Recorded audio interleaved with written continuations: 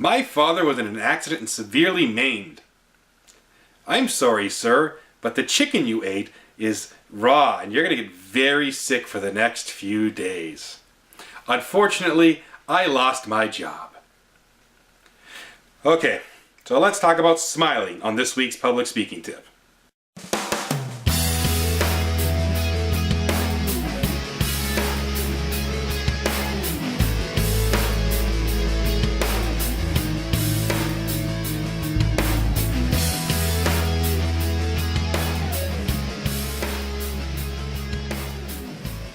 So let's talk about smiling this week, and I really wanted to dispel a couple of myths when it comes to it. Now, quite often we get the feedback that you need to smile more on stage. You'll need to look happier. Well, the reality is that if it's not a happy speech, you probably shouldn't be smiling all that much. It's just the way it is. Like I said at the beginning, if I was smiling all the time, talking about my dad being maimed in a car accident, clearly that would not be appropriate. If it's a serious speech, you're probably not going to do a lot of smiling.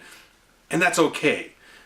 I think sometimes we get that feedback because people don't necessarily, they say smiling, but they don't necessarily mean you need to smile more.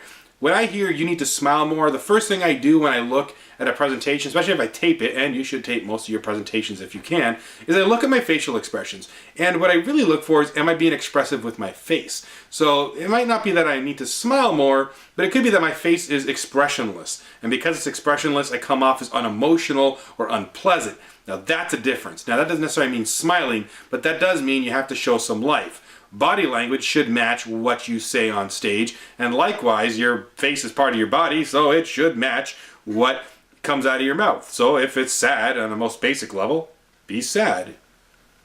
Happy is a smile. Angry, whatever. You know, I'm just being silly right now, but realistically, look at it. One good trick to do is to look at your presentation, tape it, and put it on mute, and just look at your facial expressions. Do they change?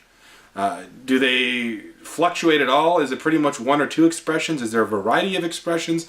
Look at it, analyze it. And if you want to be extra bold, and if you really are a glutton for punishment, have someone tape you like from the neck up. So you're literally just a talking head, but watch your face then, and you'll get a really good idea of what your facial expressions are like. Do you smile enough, not smile at all, whatever the case is. That's what you need to look at. So think about that. The next time someone tells you you need to smile, take it more as you need to look at your facial expressions, and they don't necessarily match what's coming out of your mouth. Now, quick point, if you're doing like a neutral presentation, a business presentation, or you're talking about more technical points, then you might want to smile a little bit more. But again, we're not talking about the creepy smile. Because just because you don't smile doesn't mean you're not an effective presenter. Like, let's take this guy for example. Didn't smile a lot in his speeches. I would say he's a pretty effective public speaker, as opposed to this guy. Smiled all the time, a little creepy, has some anger management issues. For added fun, you can do some speaking in front of the mirror or just make funny faces in the mirror like you were 5 years old. That'll help loosen up your facial muscles and maybe get you used to playing with different emotions and facial expressions.